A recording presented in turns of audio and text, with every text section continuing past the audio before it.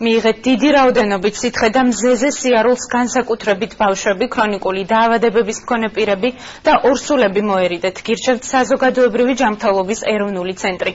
აბირან გამყრელიძის განმარტებით აერის ტემპერატურის გადაჭარბებისას საკანონმდებლო რეგულაცია სამუშაო პროცესის შეწყვეტას არ ითვალისწინებს. თუმცა მსგავსი ინიციატივის ჯანდაცვის უწყებებმა ადგილობრივ თვითმმართველობებს უნდა მიმართონ. კანონმდებლობით არავითარი რეგულაცია არ არსებობს, რომ შეწყდეს.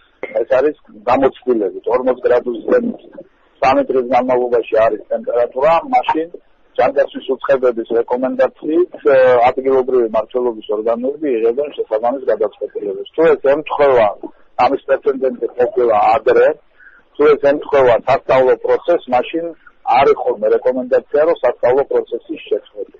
ვერიტოთ ზღვაზე დიდი ხნის განმავლობაში გარუჯვას, მივიღოთ მეტი რაოდენობა სითხე, მივიღოთ განსაკუთრებით ყურადღებით უნდა იყვნენ სათამიანები, ვისაც აქვს ფერირიგი ქრონიკული დაავადებები, მათ შორის გულსის გახსნა დაავადებები.